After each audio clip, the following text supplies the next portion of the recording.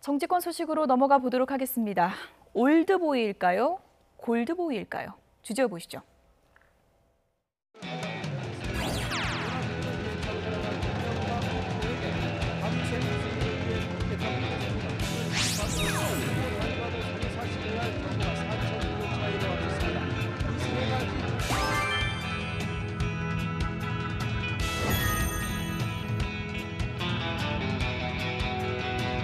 이해찬 후보가 대표 출마하고 손학규 대표도 나온다고 하니까 맞상대할 사람이 누구냐?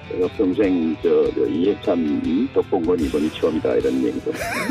근데 제가 뵀으니까 그 이해찬 대표도 조금 덕을 봤으면 좋겠습니다. 우리는 모두 하나입니다.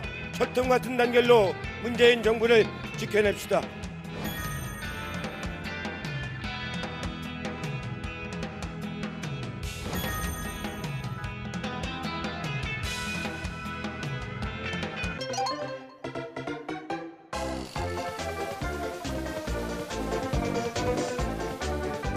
올드보이가 다 귀환한다고 그러는데 대장금들이 다 귀환. 올드보이가 아니고 T자를 넣으면 올드보이라고 그러더라고요.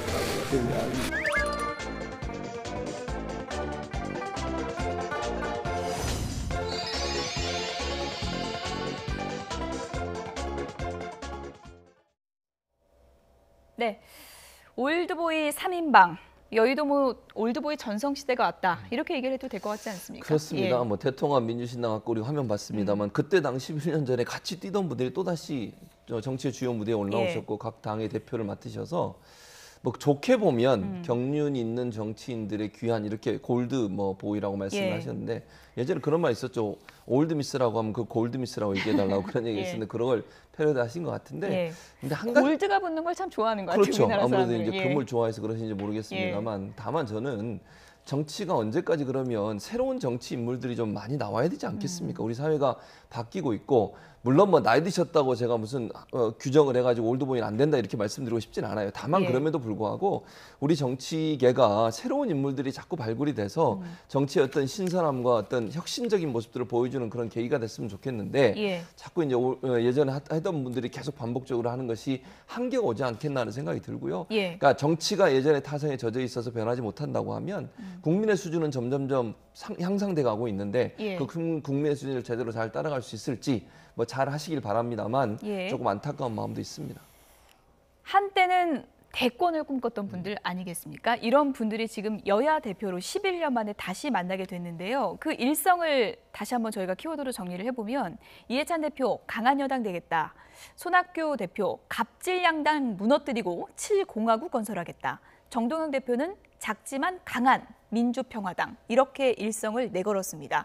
아무래도 관록 있고 또 큰 꿈을 그리던 분들이다 보니까 여야 관계가 상당히 좀 어떻게 보면 협치보다는 기싸움이 치열해질 수 있다고 보는 분들도 있더라고요. 네, 그렇습니다. 사실 세 분의 어떤 서로의 관계를 보면 옛날에 굉장히 서로를 비난했던 시절도 많아요. 이해찬 총리 시절에 손학규 지사 시절입니다. 그런데 경기도 지사 시절에 이해찬 총리가 이렇게 대놓고 비난을 한 적도 있어요.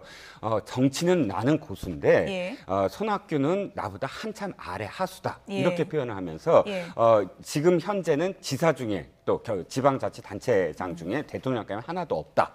또 손학규 지사가 그 얘기 듣자마자 이렇게 얘기를 했습니다. 정치는 잘할지 몰라도 이해찬 총리는 행정은 0점이다. 자기가 이제 지사도 해봤고 그걸 또 얘기를 한 겁니다. 뭐 이런 어떤 공방들이 그러니까 어떤 인연이 또 굉장히 그런 악연도 좀 있었지만 사실 이 세 분의 어떤 그 전력을 보면 물론 장애투쟁이 한두 번씩 다 있었지만 의회주의자들이에요. 보통 기본적으로. 그래서 명분 없는 어떤 장애 투쟁을 하거나 혹은 명분 없는 투쟁 일변도의 어떤 그런 정당 정치를 해온 분들은 아니거든요. 그렇기 때문에 최소한 서로 협상을 하는 어떤 과정 속에서 서로 타협을 보려고 노력은 할 것이다. 근데 지금 세 분이 이야기했던 어떤 그런 이 주장들이 그렇다고 해서 이념적으로 서로 부딪히는 어떤 주장들은 없거든요. 그렇기 때문에 저는 좀 협치에, 아까 연정이든 협치든 좀 더 의회주의자들의 어떤 모습 모습을 볼 수 있지 않을까 하는 기대를 일단 해봅니다. 예. 앞서도 저희가 영상으로 보여드렸지만 문희상 의장을 예방한 자리에서 어떻게 보면 좀 뼈 있는 설전이 오갔다고 할 수 있을 것 같습니다. 문희상 의장이 올드보이 요즘 귀환한다는데 박수현 전 대변인은 갑자기 왜 이렇게 그러니까요. 거론하면서 폐잔병이라고 이제 비유를 하셨고요. 그러다 보니까 손학규 대표가 올드보이가 아니고 오를 G로 바꿨습니다. 골드보이라고 불러달라고 했는데 네. 골드보이면 금메달이잖아요. 그렇죠. 예. 본인은 이제 그렇게 생각하시는 거죠. 예. 그리고 이제 아까 제가 뭐 올드미스, 골드미스를 얘기했는데 그것도 골드미스의 의미는 그런 거였어요. 그 당시에는 그러니까 혼자 뭐 독신이라고 얘기할 수는 없겠지만 예. 싱글로 계시지만 정말 화려한 싱글을 가지고 계신 분들이고 사회적으로도 중요한 어떤 역할을 하시는 분들 그렇게 우리가 규정을 하지 않습니까? 예. 그러니까 본인도 그런 정치인으로 규정을 하고 싶은 거예요. 나이가 많다고 해서 올드보이로 규정 짓지 말고 경륜을 갖추고 있어 능력을 갖추고 있는 분이다라는 부분을 강조하기 위해서 아마 골드보이라고 이렇게 얘기를 하신 것 같고요. 예. 제가 볼 때 뭐 7공하고 얘기도 하신 거 보면 제가 볼 때는 기회만 되면 태권도 충분히 도전할 가능성과 능력을 갖고 있는 분, 뭐 능력이라기보다 의지가 있는 분이라는 생각이 예. 들어요. 그러니까 본인의 큰 꿈은 사실 바른미래당의 본인이 뭐 지난번에 선거대책위원장도 하고 하시면서 큰 꿈은 본인은 마지막까지 대선까지도 볼 수 있는 그런 여지를 남겨주셨다고 저는 보거든요. 그러니까 예. 손학규 대표 같은 경우에는 이걸 발판으로 해서 좀 더 정치적으로 계속 지속적으로 영향력 있는 위치와 자리를 계속 가지고 가고 싶어 하신 그런 예. 마음이 있는 게 아닌가 이런 생각이 듭니다. 네. 올드보이의 귀환 손학규 대표에게 협치가 잘 이뤄질까요? 이런 질문을 던졌습니다. 언론 인터뷰 내용 들어보시죠. 민주당 이해찬 대표랑 민주평화당 정동영 대표하고는 2007년 17대 대선 경선에서 심지어 같은 당의 후보셨잖아요, 세 분이. 예, 마침 그렇게 됐네요. 예, 변화를 주동해 나가는데 예. 안정된 리더십이 경험과 또 연륜으로 예. 기회를 갖고 안정되게 이끌어달라라고 하는 국민적인 요구 아닌가 싶습니다. 말이 잘 통하실 것 같습니까, 세 분? 뭐 잘 통하겠죠. 우리 이해찬 대표도 총리까지 지내신 분이고 예. 정동영 후보는 대통령 후보까지 지내신 분이고 예.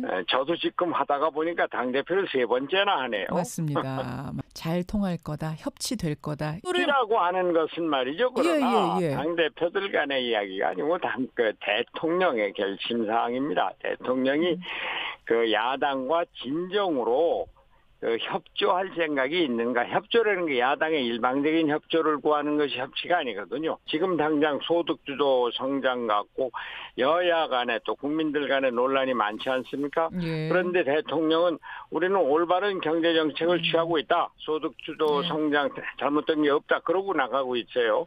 그런 상태에서는 협치가 안 되는 거죠. 지금 이런 상태에서는 협치 안 된다. 손학규 대표가 대표가 되자마자 바로 각을 세우기 시작했습니다. 네, 그렇습니다. 예. 그러니까 손학규 대표는 지금 공격해야 될 대상이 대통령이라고 완전히 프레임을 잡은 거예요. 그러니까 협치를 예를 들어서 이해찬 대표라든지 정동영 대표하고 협치를 하는 게 아니거든요. 그러니까 말인즉슨 정치학적으로는 맞죠. 왜냐하면 협치는 정치, 그러니까 이 협치의 어떤 대상은 대통령이나 혹은 정부가 이 야당들과 함께하는 것이 이제 야당이나 시민단체 함께하는 것이 협치라고 한다면 나는 지금 대통령과 상대를 해야지 이해찬 대표하고 상대를 하는 것이 아니다라는 그런 어떤 의미로 이제 협치를 이야기하신 건데 문제는 어쨌든 이 세 분이 만약에 전 이게 있습니다. 만약에 제대로 어떤 정치를 제대로 못한다 그런다면 세 분이 함께 사실은 세대 교체의 대상이 돼버려요. 이미 세 분이 올드보이로 묶였기 때문에 그렇기 때문에 사실 이 제대로 하지 않으면 세 사람이 함께 묶인다는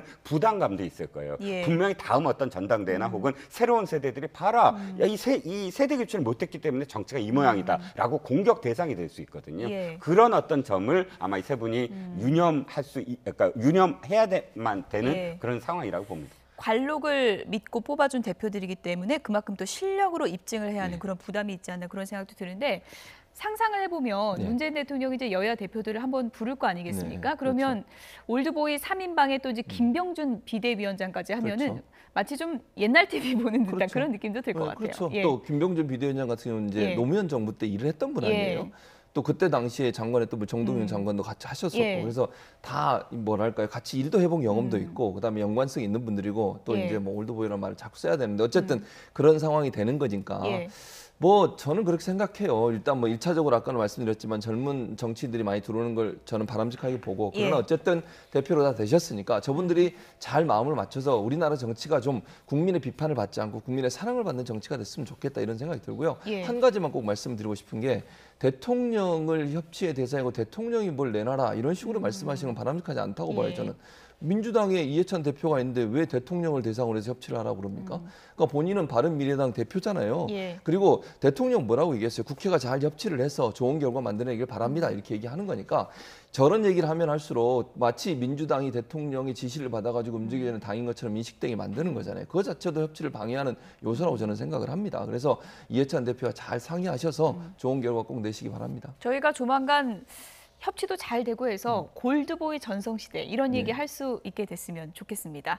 일단 야당에서는 경제 정책에 초점을 맞추고 굉장히 비난에 이렇게 초점을 맞추고 있는데 지금 일단은 청와대에서 가장 중요한 부분은 대북 특사 성과 아니겠습니까? 당장 모레 이제 대북 특사를 방북하게 됐는데 6개월 전보다는 좀 어려워진 여건에서 가게 됐다 이렇게 볼 수 있겠죠? 네, 그렇습니다. 예. 6개월 전에 갔을 때는 똑같은 점은 뭐냐면 정상회담이에요. 그때도 정상회담을 앞두고 갔고 지금도 정상회담 앞두고 갔는데 예. 6개월 전에는 정상회담만 제대로 일정을 합의를 해도 그건 큰 성과였습니다. 예. 그런데 지금은 정상회담의 일정, 그거는 기본이고 예. 플러스 알파. 왜냐하면 지금 북미회담도 있지 않았습니까? 그렇다면 단순히 어떤 의전이라든지 퍼포먼스로만 지금 결과를 낼 수 없다. 가장 중요한 건 비핵화와 종전선언의 일정을 잡아야만 한다. 그 결과를 갖고 오지 아니한다면 사실 기본적으로 똑같은 어떤 그런 정상회담에 불과하다라고 국민들이 인식을 할 겁니다. 예. 그렇기 때문에 이번에 똑같은 5명이 가지만 굉장히 큰 부담이 있을 거예요. 실질적으로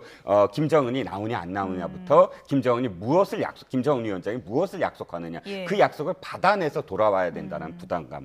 그러니까 확실히 6개월 전과는 굉장히 큰 어떤 예. 상황이죠. 다른 상황이죠. 그런 의미에서 대북 특사단 이번에 뭐 당일치기 방북을 하게 되는데 특사단을 응원해달라 임종석 비서실장이 이런 글을 올렸습니다. 함께 보시죠. 네, 특사단이 우리 스스로 새로운 조건과 상황을 만들어야 한다는 간절함을 안고 간다.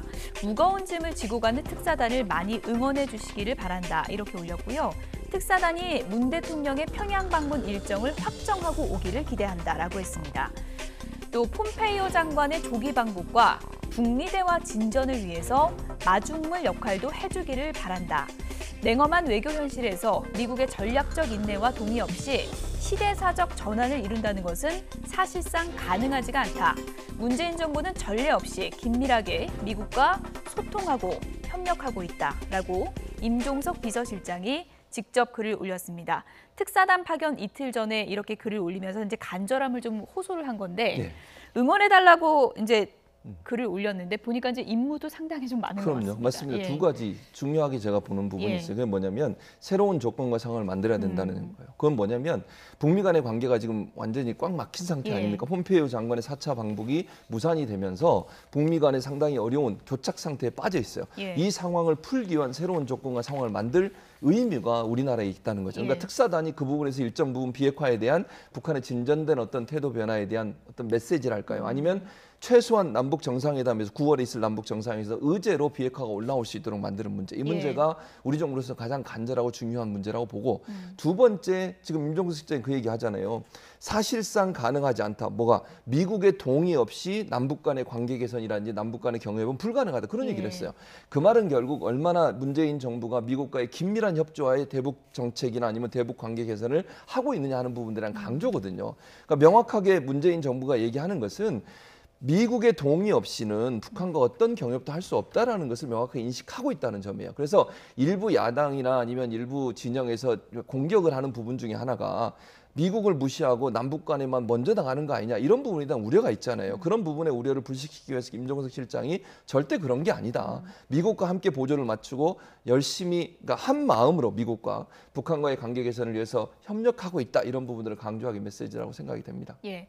이번에 뭐 시진핑 주석이 구구절에 못 갈 가능성이 높다라는 이제 전망이 많이 나오고 있는데 네. 김정은 위원장 면담 여부가 이게 좀 변수가 될까요? 어떻게 보십니까? 큰 변수가 될 겁니다. 예. 그러니까 폼페이오 방북을 하지 아니한 어떤 상황도 그 전에 방북하기 전에는 꼭 김정은 위원장이 시진핑을 만나야만 했거든요. 예. 2번에 걸쳐서. 근데 이번엔 만나지 않았어요. 그거는 중국과 지금 북한 간에 무엇인가가 있다. 그러니까 지금 트럼프가 지적한 것도 북한을 대놓고 지적하지 않고 중국을 지적을 하고 있거든요. 그러면 미국이라든지 혹은 우리의 입장에서는 예. 북중 간에 사실 어느 정도의 어떤 그런 이 중국이 북한의 어떤 역할을 해주길 바랐는데 현재 만약에 구구절에 안 가고 지금 안 풀고 있다라는 것이 나온다면 분명히 김정은 위원장이 만나주지 않을 것입니다. 그러면 그 다음부터는 풀 수 있는 어떤 해답이 없거든요. 예. 그래서 가장 중요한 게 지금 당일치기지만 김정은이 나오냐 안 나오냐가 예. 그 자체가 하나의 메시지가 될 수 있다는 거죠.